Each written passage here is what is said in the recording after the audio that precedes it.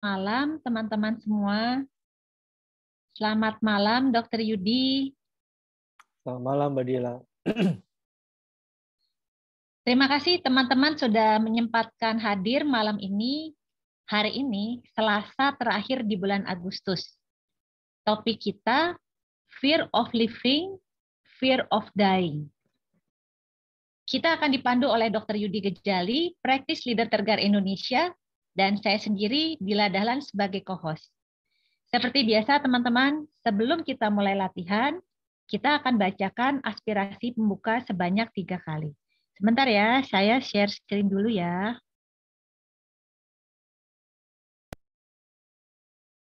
Sudah terlihat? Oke. Dengan kewelas-asihan dan kebijaksanaan tanpa batas, saya akan bekerja demi kesejahteraan semua. Semoga kita terbebas dari keserakahan dan perselisihan, serta memiliki sukacita dan dunia yang damai. Dengan kewelas-asihan dan kebijaksanaan tanpa batas, saya akan bekerja demi kesejahteraan semua. Semoga kita terbebas dari keserakahan dan perselisihan, serta memiliki sukacita dan dunia yang damai. Dengan kewelas-asihan dan kebijaksanaan tanpa batas, saya akan bekerja demi kesejahteraan semua. Semoga kita terbebas dari keserakahan dan perselisihan, serta memiliki sukacita dan dunia yang damai.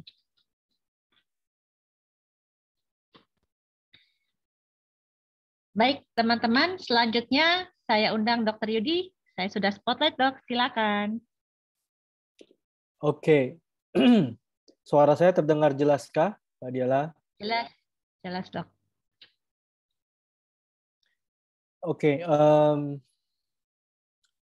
Topik malam ini sebenarnya sangat menarik. Dan apa gunanya topik menarik jika tidak ada latihan praktis yang kita bisa latih, ya kan?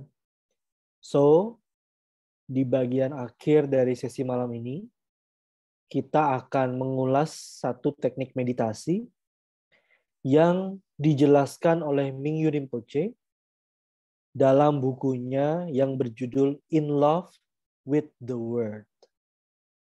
Dalam buku itu banyak sekali teknik meditasi yang menarik, yang sederhana tapi menarik. Dan terutama teknik meditasi yang akan kita latih malam ini nanti di bagian akhir adalah teknik meditasi yang membuat kita siap untuk hidup dan siap untuk mati. Ready to live, ready to die. Ready to get, ready to lose. Ready to give, ready to take. So, karena topik malam ini takut untuk hidup, takut untuk mati. Takut untuk menjalani hidup, takut untuk menjalani kematian. Ada yang bilang terus kalau gitu, Dok, kalau saya matinya mendadak kan nggak perlu dijalani. Siapa bilang? Mati bukan akhir ya. Dan banyak penelitian kedokteran yang membuktikan bahwa orang-orang yang sudah mati secara klinis dan hidup kembali menceritakan pengalaman-pengalaman mereka. Artinya kita masih menjalani suatu peristiwa meski tubuh kita sudah meninggal. Nah, sebelum lebih jauh kita bahas itu, kita latihan dulu, ya. Mari bersama-sama kita duduk dengan nyaman. Anda boleh duduk bersila atau Anda boleh duduk di kursi seperti saya. Tapi pastikan duduk Anda seimbang. Jika Anda duduk di kursi, kedua kakinya menjejak ke lantai. Anda boleh copot kacamata jika itu terasa nyaman buat Anda.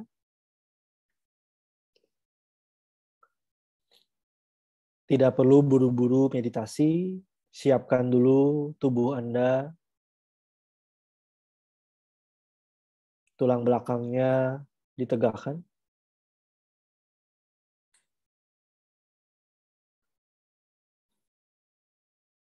Lepaskan semua dorongan aktivitas, kesibukan yang dari tadi pagi sampai sore ini. Tinggalkan semuanya dulu. Kita berhenti sejenak. Kita hanya duduk saja, tulang belakang tegak,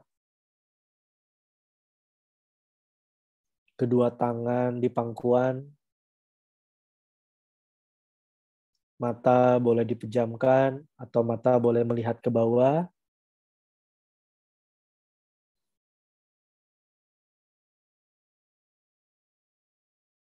Izinkan tubuh sepenuhnya duduk di sini.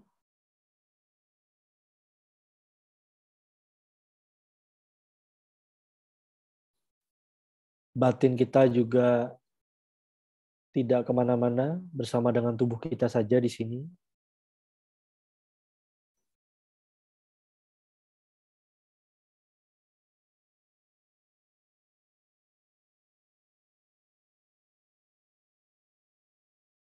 Tubuh duduk, batin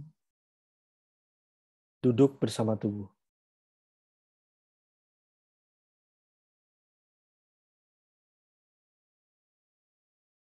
Tubuh di sini, batin di sini.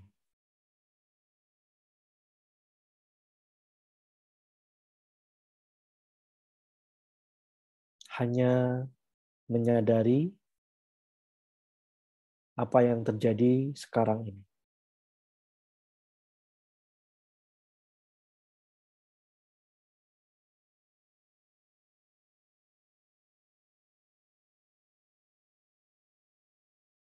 Menyadari kepala, wajah,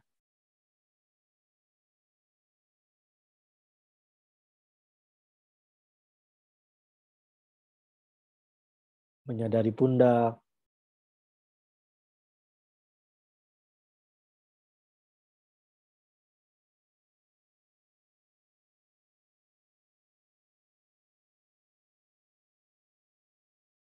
menyadari dada,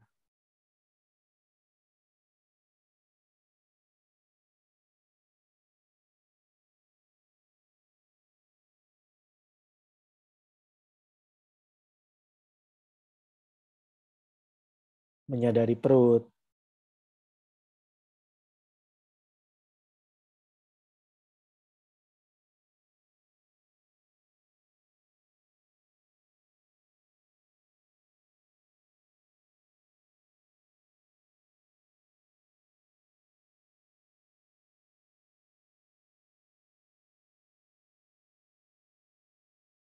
menyadari kedua tangan,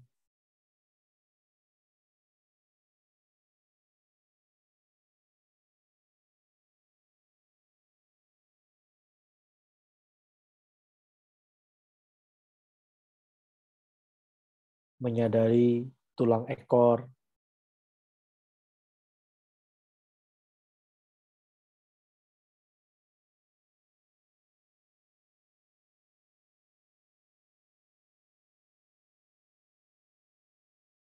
paha,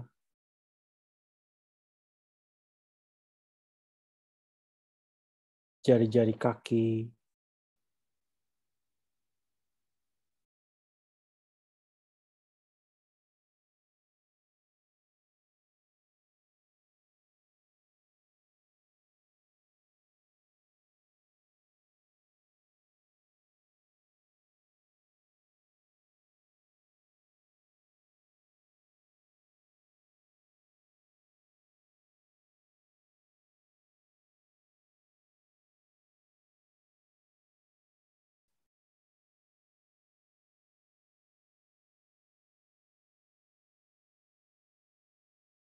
sadari saja tubuh Anda.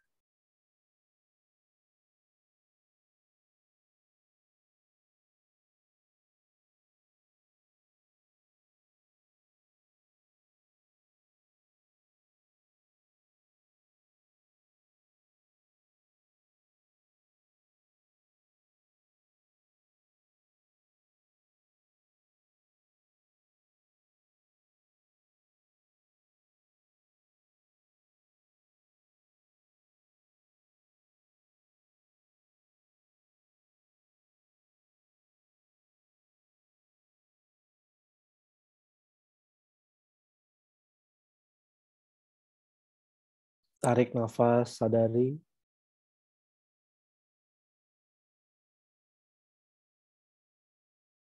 Keluar nafas, sadari.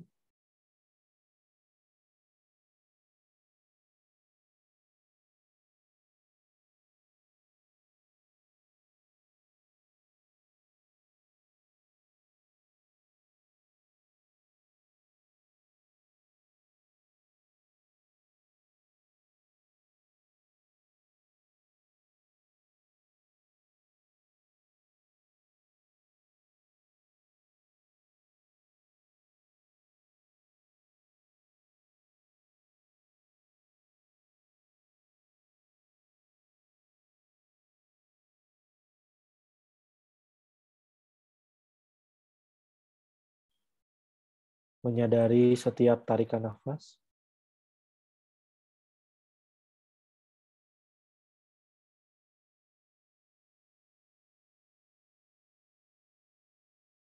Setiap hembusan nafas.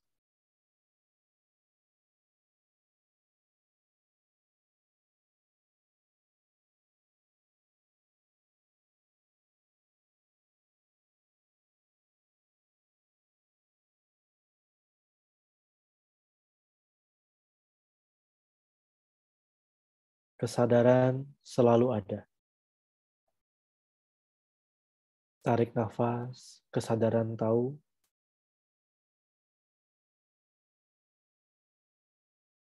Keluarin nafas, kesadaran tahu.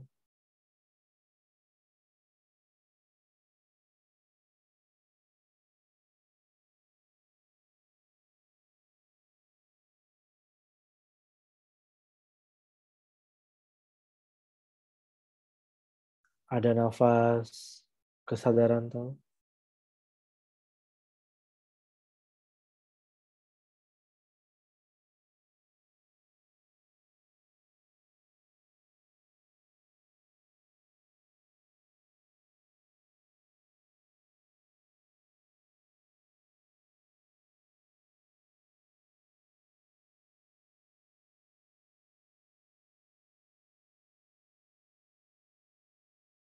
Ada pikiran, kesadaran tahu.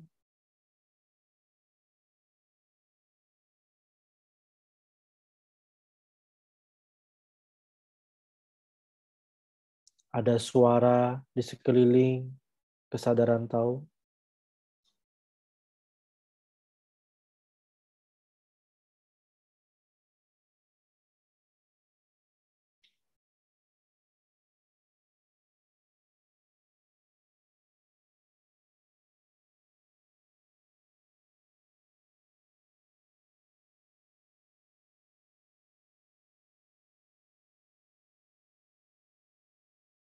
Ada rasa ngantuk, kesadaran tahu.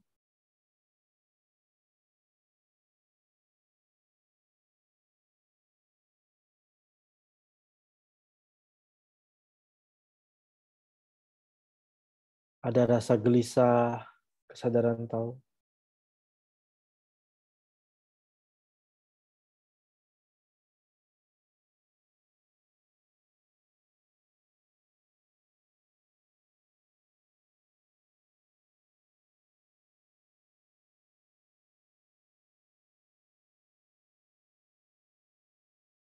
Ada lamunan, kesadaran tahu.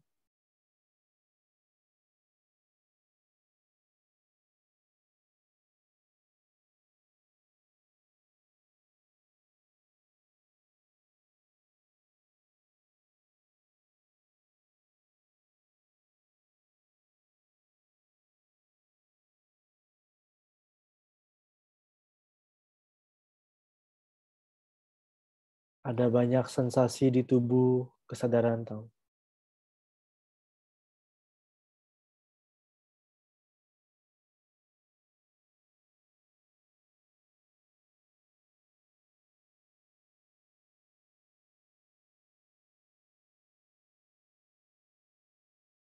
Saat Anda mengenali kesadaran ini, Anda sedang meditasi.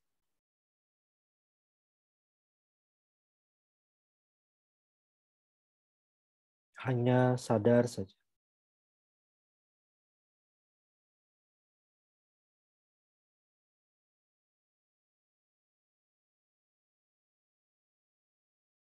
Apapun pengalaman Anda saat ini, sadari saja.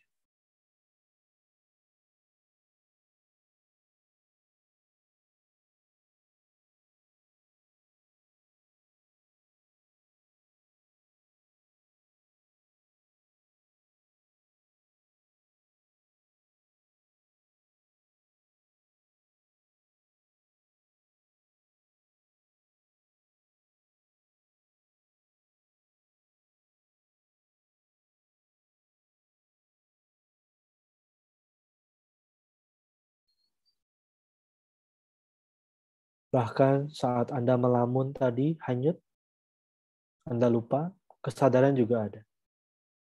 Anda sadar tadi melamun.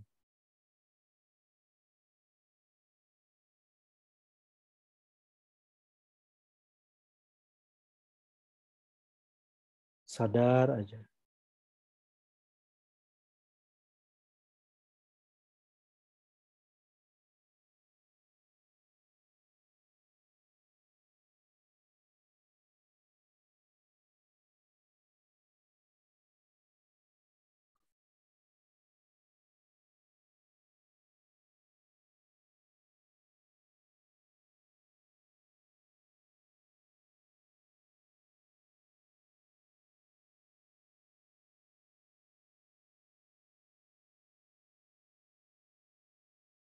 Oke, sekarang yang tutup mata,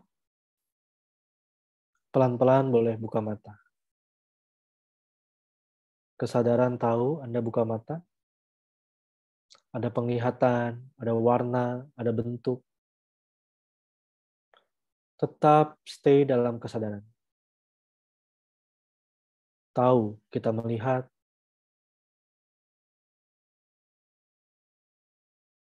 tahu kita mendengar,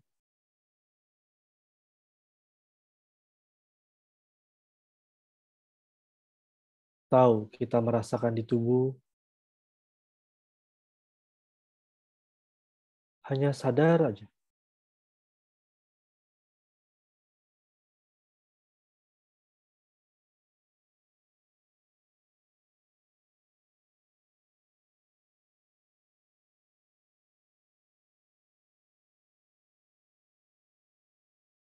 Oke, selesai.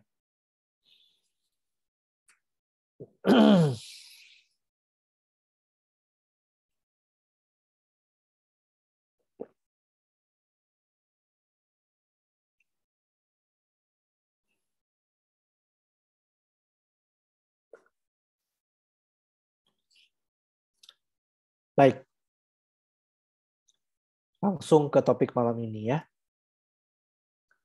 Topik malam ini masih dalam tema Tergar di bulan ini, yaitu ketakutan. Dan sebenarnya ketakutan ini tuh bisa halus sekali, tapi ketakutan ini juga bisa besar sekali. Dan apa yang kita takutkan itu sangat bervariasi. Saking bervariasinya, saya bahkan pernah bertemu dengan satu pasien yang takut banget sama pisang dan pepaya. Can you imagine? Ada orang yang ketakutan terbesarnya adalah pisang dan pepaya. Ada orang yang ketakutan terbesarnya adalah melihat objek yang ada butiran-butiran bintik-bintik. Ada orang yang ketakutan terbesarnya gelap. Ada orang yang ketakutan terbesarnya ketinggian. Ada orang yang ketakutan terbesarnya ngelihat mamanya, ngelihat papanya. Bahkan ngelihat bayi yang baru dilahirkan. Sebagian yang lain ada yang takut dengan sakit. Takut kalau tua. Takut kalau mati. Terus ada yang bilang seperti ini, saya nggak takut mati sih dok. Saya cuma takut berpisah dengan anak saya. Well, same. Pada saat kita ngomongin takut dengan hidup, kita ngomongin dengan berbagai hal yang mungkin kita hadapi dalam kehidupan. Apakah itu objek, apakah itu kejadian, apakah itu orang. Dan pada saat kita bilang soal takut akan kematian, kita juga bicara soal takut sakitnya, takut matinya, takut apa yang terjadi sesudah matinya, nggak rela berpisahnya, nggak rela karena hidupnya belum bahagia. What? So many things. Takut mati sendirian, takut mati karena ditinggalkan sanak keluarga. Ada bahkan satu pasienku yang hidup dengan menantunya, takut jika dia mati saat tidak ada orang yang nemenin dia. So many things. Hari ini ada 259 orang yang ada di Zoom ini, termasuk saya. Kita semua mempunyai ketakutan kita masing-masing, baik itu hidup maupun mati. There is no escape, there is no other way. Dan derajat ketakutannya dari kecil sampai besar. Intinya sih, kita takut dengan masalah, that's it. Apakah masalah dalam kehidupan atau masalah kematian. Dan semua ilmuwan, filsuf, ahli agama, apapun, sedang mencari solusi bagaimana supaya kita nggak takut dalam hidup dan bagaimana supaya kita nggak takut saat mati. Makanya ada menciptakan handphone, ada yang menciptakan berbagai kemudahan, ilmu kedokteran berkembang, ini dan itu, ajaran agama, this and that, so many things. Hanya untuk membuat kita merasa tidak takut hidup dan tidak takut mati. Nyatanya, ketakutannya masih sama, hanya objeknya yang berubah, yang berbeda. Tadinya takut tua. Sekarang takut kalau ada keriput saat tua. Nah, habis itu ada laser apa-apa lagi menghilangkan keriput, takut jika kulitnya kurang kinclong gitu. So many things. Tadi kan saya udah jelasin juga soal kematiannya. Ada seseorang yang pernah ngomong ini ke saya. Saya ini sehari-hari kan ketemunya pasien. Jadi banyak pelajaran materi-materi yang saya dapat juga dari pasien sebenarnya. Dok, saya pikir dulu sebelum saya punya anak, hidup ini akan bahagia jika saya sudah punya anak. Karena dia menanti lama untuk punya anak dan akhirnya punya anak.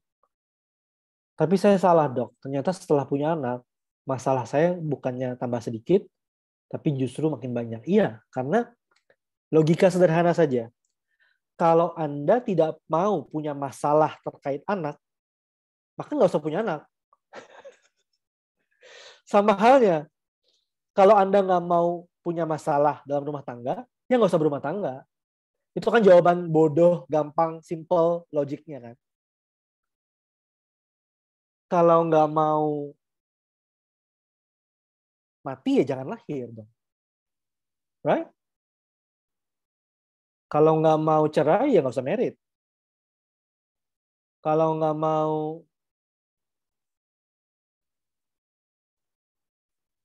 mau punya ada yang pasien yang bilang gini, dok saya ini stres. Kenapa?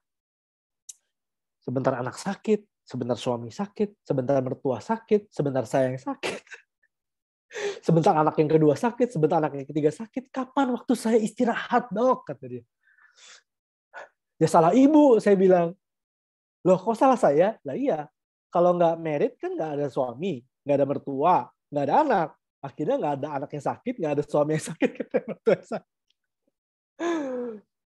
Lah, masa terus gimana dong? Iya, terus gimana? Nah, itu kan jawaban bodohnya ya. Jawaban bodohnya adalah ya kalau nggak mau punya masalah handphone, ya nggak usah punya handphone.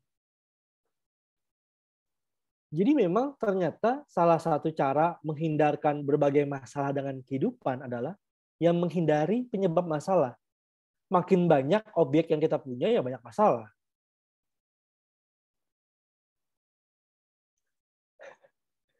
Bener nggak? Wait, sekarang logika saja.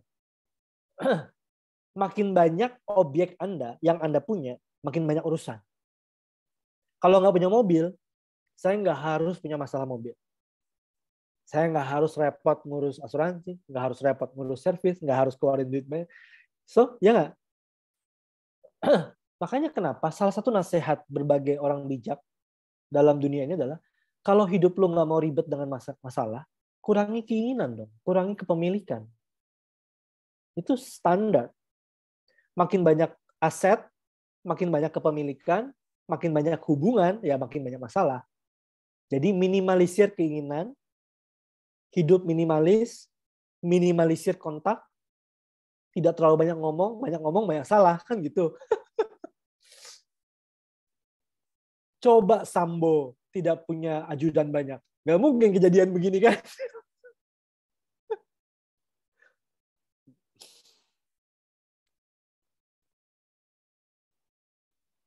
Terus itu pertama. Yang kedua, terus kalau kita ini nggak punya kenapa-napa, nggak punya apa-apa, emang kita nggak takut, nggak punya masalah? Ternyata punya. Masalah kita apa sih? Ternyata masalah sebenarnya bukan apa yang kita punya, tapi batin kita sendiri. Meskipun kita memilih untuk menjadi petapa, mengasingkan diri di hutan, di gua, nggak do bisnis, nggak punya anak, nggak punya istri, nggak punya apa-apa, cuma baju sehelai tinggal di hutan, tetap ada masalah. Ada nyamuk, kita harus makan tetap. Ada kutu. Guru kita mengirim bocah bahkan waktu dia retreat di gua ada kutu. Ada sakit tetap. So, ternyata kita nggak bisa escape dari kehidupan. Dan ternyata kita nggak bisa escape dari ketakutan. Bahkan saya ingat ada satu ayat dalam kitab suci. Kalau nggak salah ini Nabi Sulaiman yang ngomong, kemana aku bisa lari darimu Tuhan. Saat aku naik ke puncak gunung, kamu di sana. Saat aku pergi ke lembah yang paling dalam, kamu pun juga di sana. Sama. Saat kamu di puncak gunung, ketakutan ada di situ. Masalah ada di situ. Saat kamu di pusat kota, ketakutan ada di situ. Masalah ada di situ. Ya udah kalau itu nggak usah hidup, mati aja. Ternyata dalam kematian pun takut juga ada di situ. Takut apa yang terjadi saat mati, takut sakit saat mati, takut apa yang terjadi sesudah mati. Dan banyak orang yang bilang sesudah mati pun tetap kesadarannya bersinar, kesadarannya tetap mengalami. Ternyata begitu kita mati, kita tidak the end. Bukan komputer mati terus hilang. No. Kita hanya mengalami yang berbeda lagi aja. Tubuhnya mungkin tidak lagi berfungsi di sini, tapi kesadarannya tetap mengalami sesuatu. Dan apa yang kita alami sesudah kematian pun, istilah orang muslimnya, wallahu alam. Kalau lebih gitu kan ya. Sama halnya, pada saat kita hidup, bangun, kita beraktivitas, kita mengalami sesuatu, saat tidur pun kita mengalami sesuatu. So, kemana kita harus lari dalam ketakutan ini? Ternyata tidak bisa. So, kita tidak bisa lari dari ketakutan. Ternyata masalah sebenarnya bukan di kehidupan, bukan di kematian, masalah sebenarnya adalah batin saya sendiri. Karena yang takut itu batin kita sendiri. Nah, jadi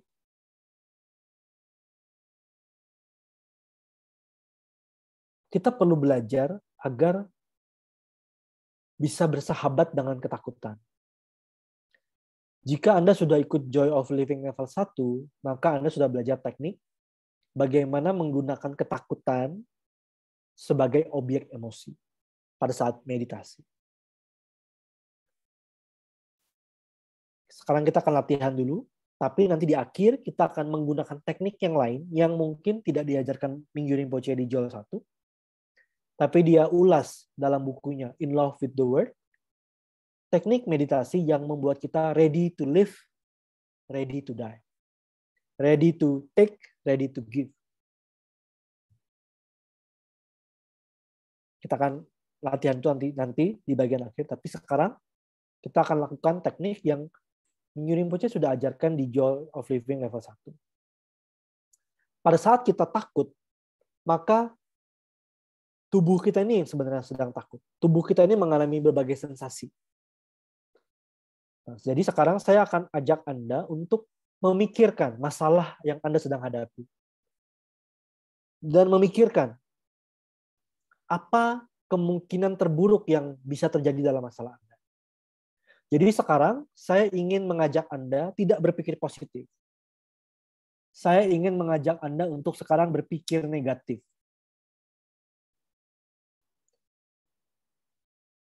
Saya punya satu guru, namanya Oran Kiviti. Beliau adalah guru akupuntur saya. Beliau tinggal di Taiwan saat ini. Orang Israel, by the way. Saya tuh pernah punya masalah berat banget, terutama dalam karir saya sebagai seorang penyembuh. Ada masalah yang sulit sekali saya atasi gitu. Terus saya konsultasi sama guru saya. Dia bilang gini, Yudi, what is the worst case scenario of your problem? Dia bilang gitu. Yudi, apa skenario terburuk yang mungkin terjadi dari masalah ini? Dia ngajak saya berpikir bukan what is the best possible yang akan terjadi, tapi apa worst case scenario-nya apa? Dia ngajak mikir saya worst case scenario. Jadi kalau Anda punya masalah saat ini, coba pikirkan, apa worst case scenario-nya? Karena ternyata dengan memikirkan worst case scenario, ternyata tidak semenakutkan yang saya kira. Atau kalaupun menakutkan, kalau saya okay with that, maka this problem jadi gak ada apa-apanya. Toh worst case scenario saya udah tahu. Nah, sekarang saya ajak Anda untuk duduk sejenak, pikirkan masalah apa yang Anda sedang hadapi saat ini, dan pikirkan apa skenario terburuk yang mungkin terjadi dalam masalah ini.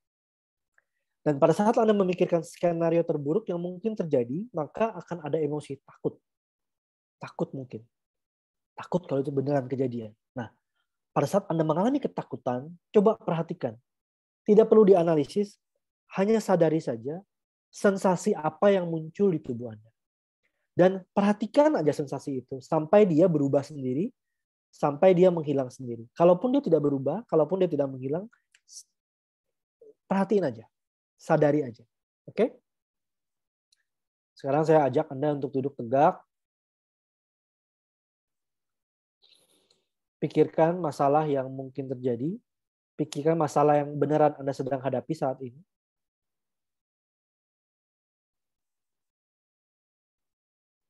Dan pikirkan apa hal yang akan terjadi yang paling buruk yang mungkin terjadi.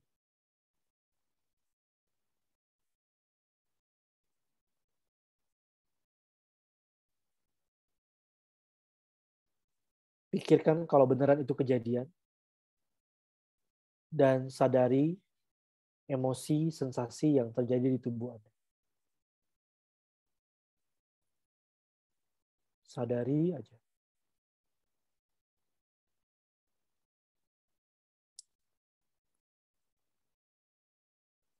Kalau itu beneran terjadi, gimana? Rasakan sensasi emosi di tubuh Anda.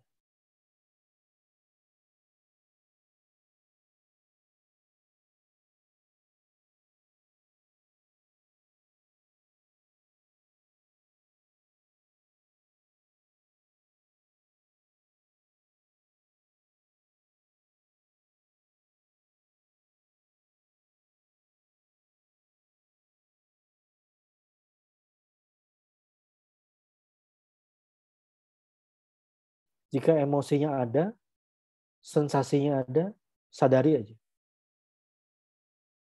Tapi jika tidak ada, it's okay. Hanya sadar saja.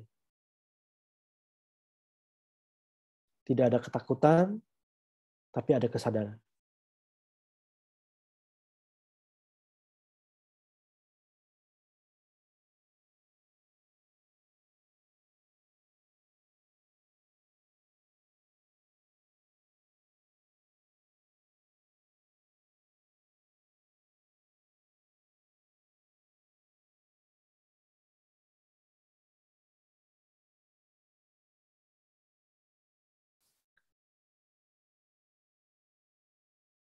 Oke, sekarang lepaskan objek pikiran Anda, lepaskan objek sensasi di tubuh Anda.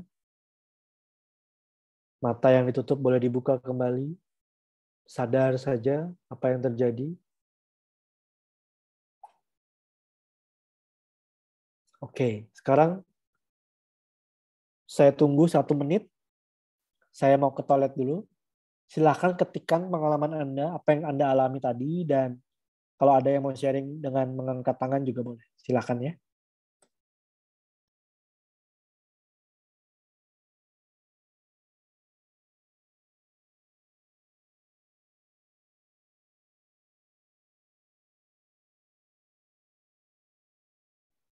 Silakan teman-teman yang mau share, mungkin bisa dipersiapkan pertanyaannya, bisa juga ditulis di kolom chat ya, teman-teman ya.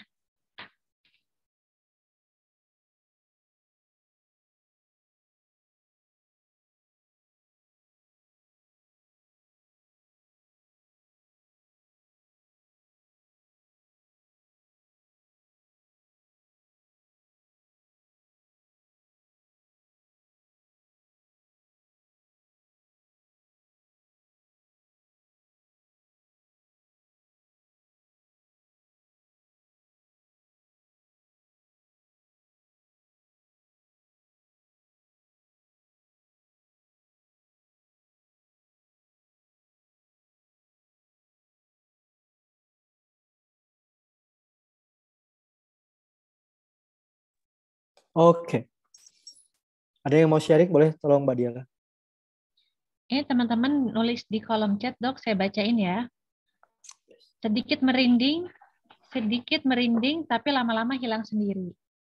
Lalu ada Eli bilang, pertama-tama rasa takut makin kuat, namun lama-lama hilang. Lalu jantung berdebar, ada yang gemetar juga. Terus ada yang tegang daerah lehernya.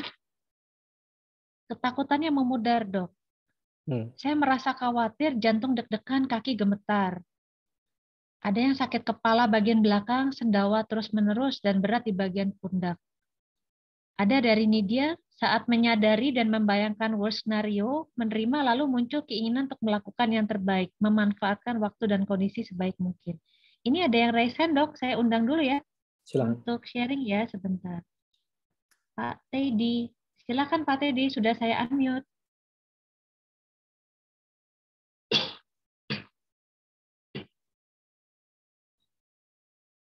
Mari silakan Pak Teddy. Oke, skip Mbak Diala. Karena lama. Baik. Belum bisa Pak Teddy. Terima kasih yang sudah sharing.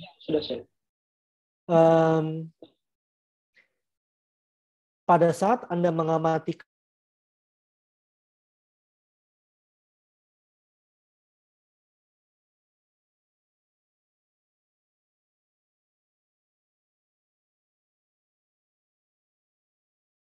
atau hairspray atau bukan hairspray apa sih? Shhh, gitu ya. Kayak apa sih shaving foam ya?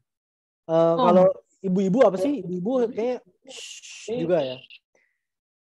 Ya kalau cowok biasanya kita shaving foam ada ini, ada shaving foam gitu ya.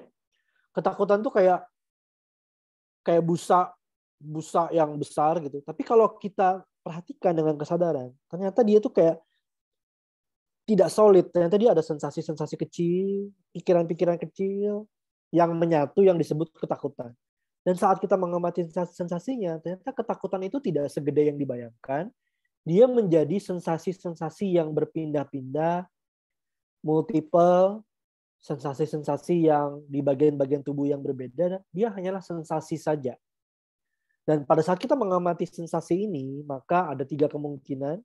Sensasinya memudar, berarti bagus. Atau sensasinya berubah-ubah, itu juga bagus. Atau sensasinya makin kuat, makin multiple, makin besar, makin vivid. Itu pun juga bagus. Kenapa bagus? Apapun yang terjadi pada saat Anda hanya mengamati saja, itu artinya Anda sudah keluar dari ketakutan. Karena Anda bisa melihat ketakutan. Selama ini Anda hanyut dalam ketakutan, takut tapi tidak bisa melihat ketakutan. Sekarang Anda melihat ketakutan. Anda di sini melihat ketakutan di sana. Oh, ada deg-degan, ada sakit leher, ada sendawa-sendawa, ada inilah, ada itulah, ada inilah, ada itulah, ada pikiran yang mengambil hikmah lah, ada ini, ada so many things. Jadi Anda mengamati saja apapun yang terjadi ini. Dia hanyalah kayak berinik-berinik kecil ya, seperti kunang-kunang, tahu-tahu hilang. Tahu-tahu stay, tahu-tahu berubah, tahu-tahu membesar, tapi apapun yang terjadi dia ada di situ, Anda di sini. Jadi ini teknik Joel 1. Berani menghadapi ketakutan bukan karena ketakutan tidak ada, tapi karena kita bisa menyadari ketakutan as it is. Oh, ketakutan, saya sadari. Sadari. Tidak tergulung oleh ketakutan, tapi menyadari ketakutan. Nah, ini adalah step 1. Nah, sekarang yang saya mau share malam ini adalah yang sebenarnya nanti mungkin akan Anda pelajari lebih detail kalau Anda sudah ikut Joy of Living level 3. Tapi biarlah saya kasih, jangan bilang-bilang pengurus Tergar. Saya kasih bocoran sedikit saja ya, sedikit. Dari saya berani bagi ini karena jangan bilang-bilang pengurus Tergar, karena Mingyu Rinpoche sudah kasih di buku, jadi saya berani sharing, ya kan? Nanti Anda tolong kalau bisa Anda baca buku dari guru kita ini, Mingyu Rinpoche. Judulnya adalah, catat, In Love with the World. Jatuh cinta dengan dunia. In Love with the World. Sayangnya belum diterjemahkan dalam bahasa Indonesia. Hanya ada dalam bahasa Inggris. Di Kindle juga sudah ada. Anda boleh beli di Kindle atau Anda beli buku fisiknya. Di Pay Plus kayaknya juga udah ada. Anda baca dari buku itu tentang bagaimana menghadapi dunia, bagaimana menghadapi kematian, ya. So it's very good book. Nah, salah satu teknik yang saya akan share malam ini adalah di bab 5. Sebelum saya bahas, saya mau ngomong seperti ini. Pada saat kita pertama kali hidup dalam dunia ini, kita awali dengan the first gasping, bahasa kedokteran. Jadi, pada saat kita pertama kali hidup dalam dunia, lahir, maka dokter itu menanti-nanti yang namanya first gasping. Yaitu bagaimana bayi baru lahir, ada tarikan nafas pertama. And then, nangis gitu. Panjang nangisannya. Tapi dia ada first gasping dulu. Tarik nafas yang pertama. And then baru dia nangis. Nangis. So, kita mengawali hidup dengan menarik nafas. Dan waktu kita mati nanti, akan ada yang namanya the last exhale. The last exhale. Yaitu, and then suddenly, gitu. Ya. Inhale, kita hidup. Exhale, kita mati. Jelas ya? Inhale, kita hidup. Exhale, kita akan meninggalkan dunia ini. Inhale, kita menghadapi dunia dengan berbagai warna kehidupan, nyebelin, menyenangkan.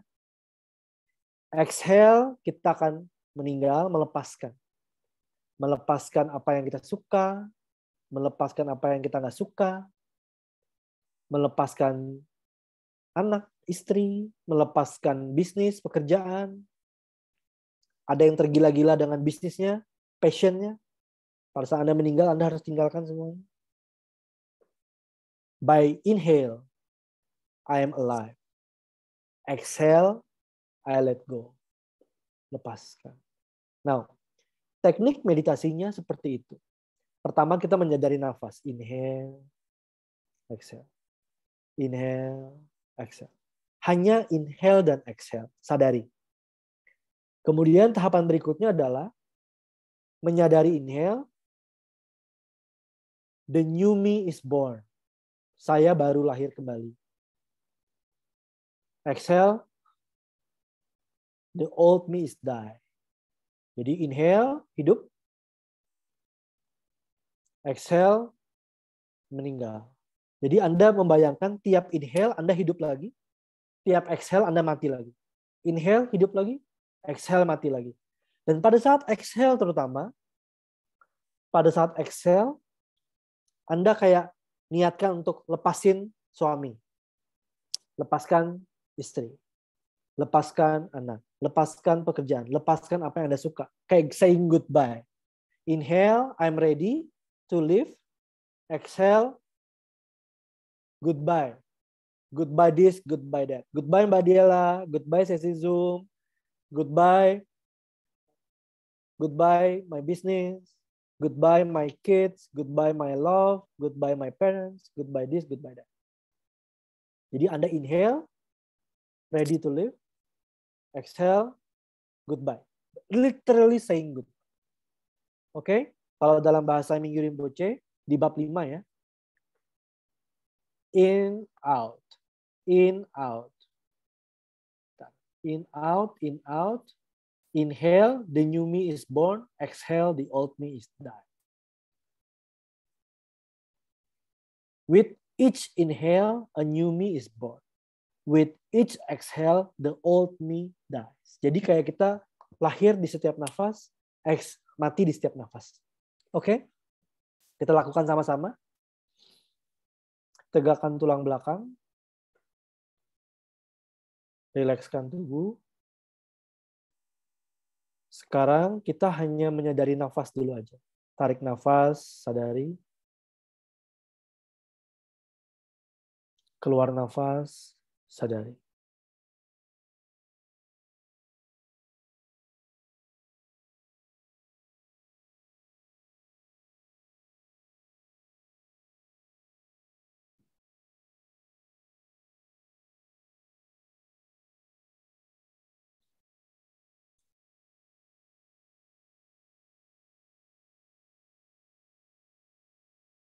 Sadari nafas masuk. Sadari nafas keluar.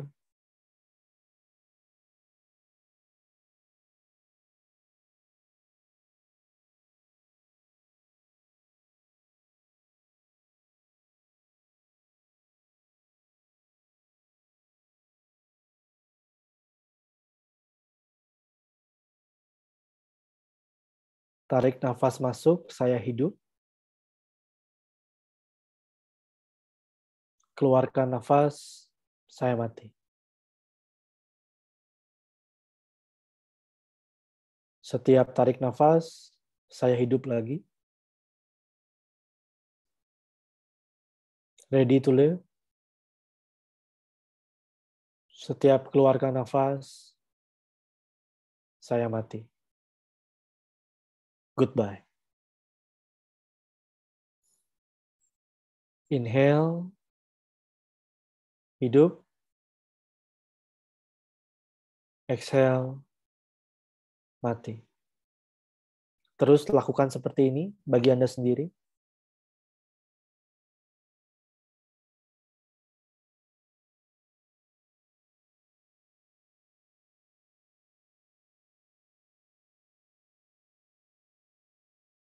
Inhale, lahir di dunia. Exhale, tinggalkan dunia. Lepaskan semuanya.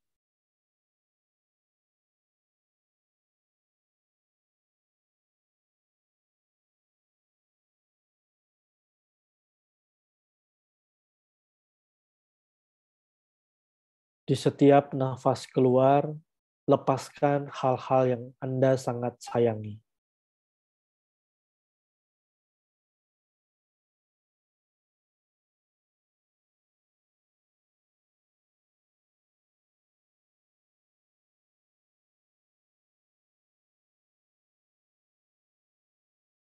Di setiap nafas masuk, ready untuk menghadapi hidup dengan segala masalahnya.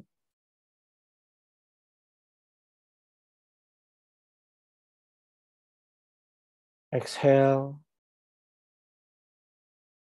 relakan lepaskan hal yang paling Anda suka.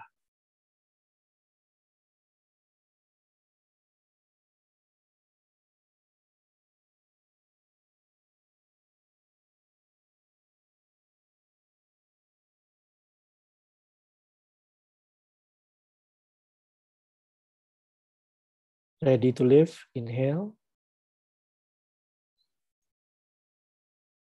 Ready to let go, exhale.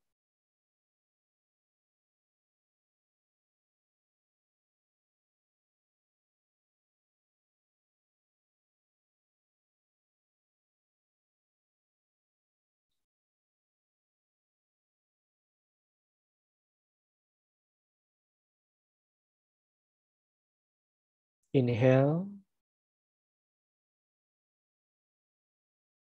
Exhale, lepaskan ego, label, keluarga, kesukaan, hobi Anda.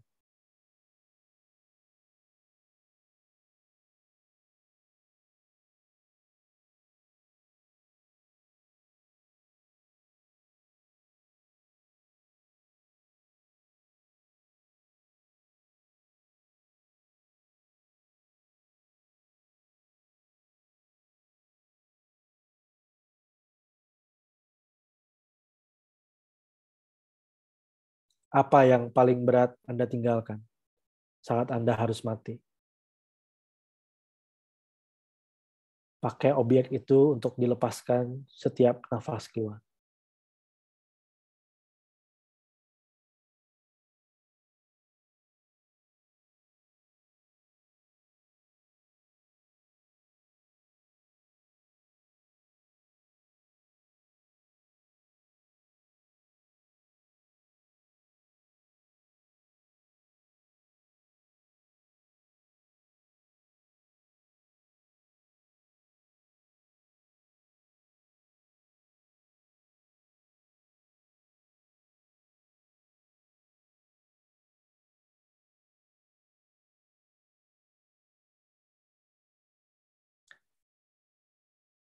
Inhale, siap menghadapi kehidupan dan masalah Anda.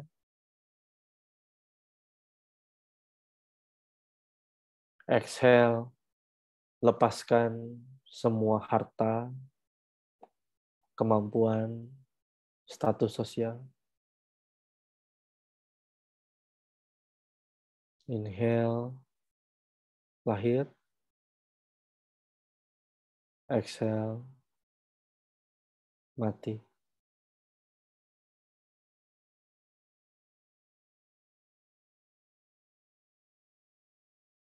Oke, sekarang pelan-pelan. Tidak perlu lagi memperhatikan nafas. Hanya menyadari saja apa yang terjadi. Jika masih ada sensasi emosi di tubuh Anda, sadari sensasi itu. Sadari saja.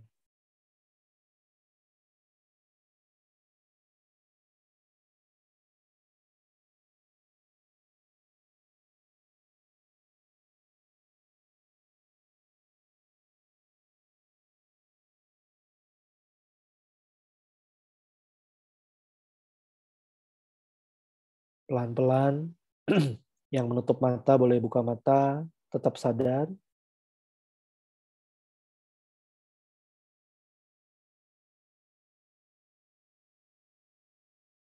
Oke, selesai. Ada yang mau share? Kita masih punya 6 menit buat sharing dan diskusi. Silakan Mbak Diela dipandu. Teman-teman tadi udah nulis di kolom chat, tapi kalau ada yang mau raise hand, mau sharing atau nanya, silakan ya teman-teman ya. Terutama jika berhubungan dengan pengalaman meditasi di teknik yang terakhir tadi.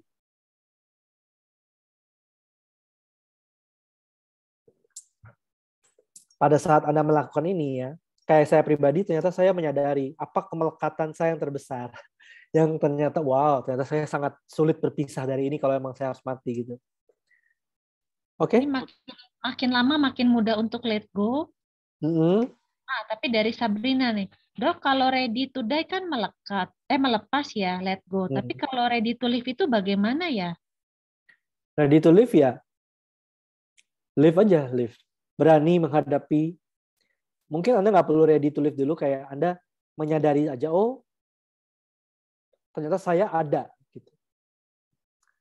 Ternyata saya ada dalam kehidupan ini. Kalau tadi saya membayangkan, bahkan pada saat saya inhale, saya membayangkan saya harus lahir di masalah yang saya tidak inginkan. Dan saya okay to live with that. Untuk menghadapi masalah itu. Gitu. Oke, ini ada Mbak Titi, ini udah resen, udah saya unmute ya Mbak, silakan. Oke, terima kasih Mbak. Malam dokter. Malam. Saya tuh ini aja tadi sebenarnya saya sebelum ikut acara ini tuh saya lagi nggak enak di bagian punggung belakang saya. Tadi pas habis latihan yang ini ya, saya coba inhale, exhale, ngelepas. Ternyata tuh saya paling takut ngelepas badan saya sendiri. Oh. Itu ketakutan saya terbesar. Rupanya kayak saya coba tadi kan ganti-ganti objeknya. Harta ya masih ya berat tapi masih begitu. Ternyata dari semua yang paling berat adalah saya melepas kemelekatan saya dengan badan saya sendiri. Nah, akhirnya begitu saya coba tadi inhale exhale gitu, sekarang tuh sakit punggung saya hilang, berkurang. Nah, latihan lagi buat siapa nih? Buat tadi Bu Titi ya? Titi, ya. Bu Titi, dan nanti, oke, sekarang sakit punggung hilang kan? Nah, tahapan berikutnya buat Mbak Titi adalah inhale, sakit punggung muncul. Exhale, sakit punggung hilang. Inhale, sakit punggung muncul. Jadi kayak ada ready juga. Jika sakit punggungnya muncul lagi. And I guarantee you, sakit punggung itu pasti suatu saat akan muncul lagi. Yes. Jangan sampai kita, sakit punggung hilang. And then, nah kita ready to live juga. Seandainya sakit punggung itu juga muncul kembali, lahir kembali dalam bentuk yang berbeda. Oh, oke. Ya, baik-baik. Thank you, dokter. Yes. Ini ada Shirley, juga resen, silakan. Oke, selamat siang semuanya. Maaf, selamat malam semuanya dan selamat malam Pak Yudi Jenjali. Saya ingin bertanya, kecemasan itu termasuk ketakutan ya? Soalnya saya tuh memikir sosial, terutama pertemanan, tugas dari sekolah, tugas.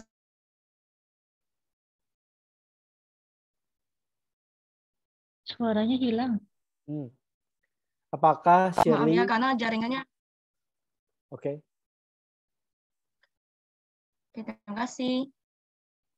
Ada yang dengar? Takutnya tak bisa dengar sih. Ulangi Shirley, karena tadi soalnya kamu sepertinya terputus koneksinya atau gimana? Mungkin koneksi sih, karena daerah saya ada hujanan. Oke. Jadi pertanyaan ulang sekali lagi ya. Pertanyaan singkat aja, apakah kecemasan sama dengan ketakutan? Iya. Dan juga bagaimana hadapin sekarang yang pertemanan dengan sekolah.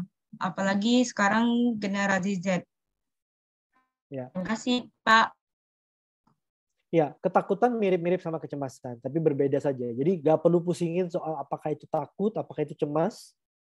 Apapun jenis emosinya, jika itu terjadi pada Anda, maka muncul dalam bentuk sensasi. Apakah jantung berdebar-debar, apakah badannya terasa nggak nyaman, atau apapun.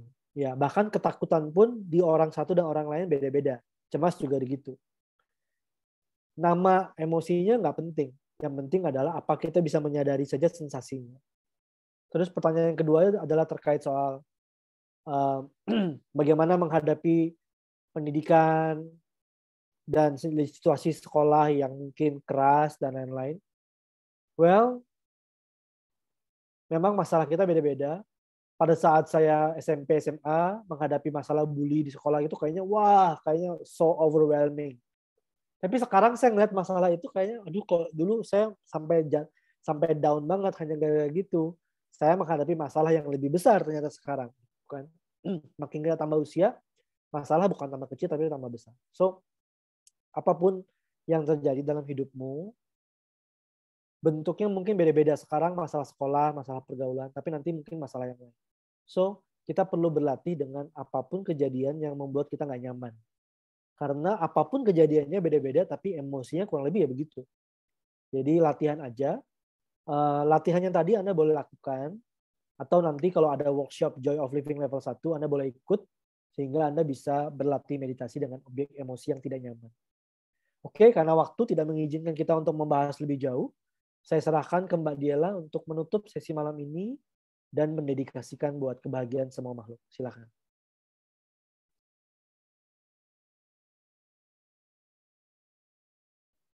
Terima kasih banyak, Dr. Yudi. Terima kasih banyak teman-teman yang sudah hadir. Mari kita dedikasikan semua kebaikan dari latihan ini bukan hanya untuk diri kita, tapi juga kita luaskan untuk kebahagiaan seluruh makhluk. Melalui kekuatan dari praktek berbelas asih ini, semoga penderitaan diubah menjadi kedamaian, semoga hati semua makhluk terbuka dan kebijaksanaan mereka memancar dari dalam. Melalui kekuatan dari praktek berbelas asih ini, semoga penderitaan diubah menjadi kedamaian, semoga hati semua makhluk terbuka dan kebijaksanaan mereka memancar dari dalam. Melalui kekuatan dari praktek berbelas asih ini, semoga penderitaan diubah menjadi kedamaian, semoga hati semua makhluk terbuka dan kebijaksanaan mereka memancar dari dalam. Sekali lagi terima kasih teman-teman, semoga Thank kita you. bisa berjumpa Selasa depan. Selamat malam. Bye-bye. Bye-bye semuanya.